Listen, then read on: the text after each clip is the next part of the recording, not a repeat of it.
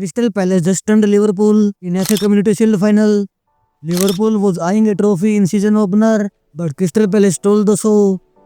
It was looking an easy win for Liverpool, but on the field, we got different results. Both teams scored 2 goals, and Crystal Palace won it in penalty shootout. Although Palace had higher XG than Liverpool, with almost same number of shots. So let's see what tactics both managers used to come out on the top, as Liverpool had more on the ball. So let's start with Liverpool in possession. Liverpool was in their usual 4-2-3-1 shape, with key changes like Florian Wirtz as attacking mid and Szoboszlai starting as holding mid, with Kerkez on left back position. In starting minutes of the game, Liverpool immediately put pressure on Crystal Palace. Liverpool built in back 3, with Jeremy Frimpong moving ahead for attack. To progress the ball into final third, Wirtz moves out wide on the left flank to join Szoboszlai and Jones, creating an overload on that side. For example, in this clip, Szoboszlai having the ball with back 3 in spot, Gakpo and Wirtz moves to create a 4v3 overload. This made Crystal Palace shift to one side, and Liverpool changed the flank to attack with Salah on right. Their first goal came from this scenario. Liverpool overload left flank, Kerkez stretching Palace defense line, and Ekitike find space to take a shot to score the opener. As Liverpool was using back 3, Jones took the responsibility to move the ball around by playing as a pivot. Both Jones and Szoboszlai are able to play as a pivot. This enables positional rotation between Liverpool players. If Jones playing as pivot and Szoboszlai also drop to receive the ball, then Jones moves ahead to receive the ball in advanced position. In initial minutes, Salah was playing on the right flank and Frimpong was inside. This creates problem for Liverpool.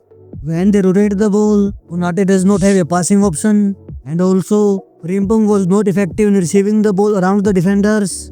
So Aaron Slot adapted and Salah moves inside while Frimpong returned to his natural position. Now Konate have a passing option on flank, and due to Szoboszlai's lack of progressive passing, when Liverpool lose the ball in midfield, Frimpong saved the day for Liverpool. For example, here Liverpool moving the ball around and Szoboszlai changed the flank to Frimpong for attacking into the box. Their second goal came from this, as Salah is moving inside, creating space for Frimpong to receive a long pass. He takes one defender to attempt a cross, but it results in the goal itself. Now as Frimpong is playing next to Konate, there is 2 more moves in favor of Liverpool. Jones moves out wide to stretch opponent pressing, and Salah and Frimpong advance their position in attack. In this clip, Jones is wide on the flank and Frimpong is ahead to receive the ball. This gives freedom to Salah to move inside.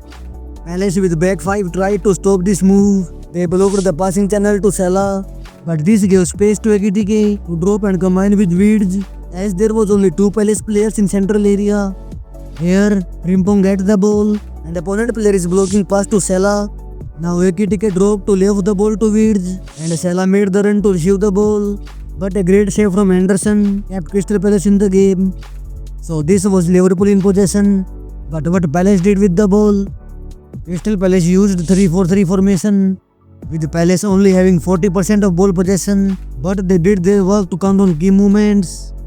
In possession, Palace seemed to build up with 3-2 shape in back, while wing back stays ahead for any long ball.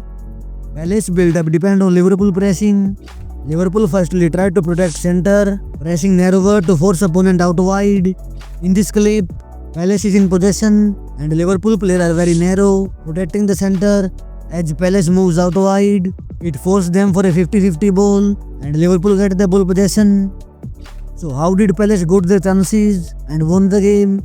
There are 2 reasons for this. First is Szoboszlai's poor passing, as he loses the ball many times in midfield, and second is Mateta's role in counter-attacking to create chances for Crystal Palace. For example, in this clip, Szoboszlai is out of his position. Kamada received the ball in space and made a brilliant pass to Mateta, which was saved by Alisson. But on the course, Sarr collected the ball and was fouled by Van Dijk to give away a penalty, and Crystal Palace scores. Again in this clip, Szoboszlai loses the ball in midfield. Sarr carries it to final third for Munoz to cross in for a half chance.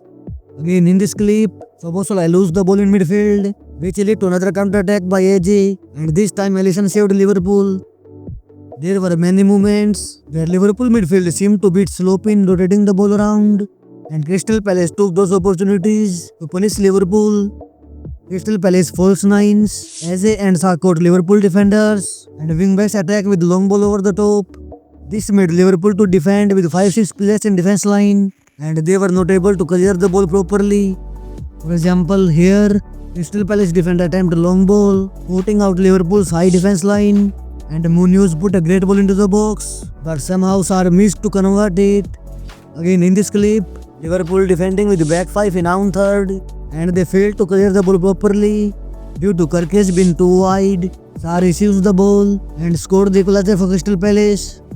After that, Crystal Palace defended more aggressively so that Liverpool can't be easy on the ball. As the match concludes, Liverpool lost in a penalty shootout. Overall, it was a great tactical display from both managers, but a sense of proper defensive midfielder cost Liverpool the title. So what do you think of it? Comment below. Leave a like, subscribe, and thanks for the watching.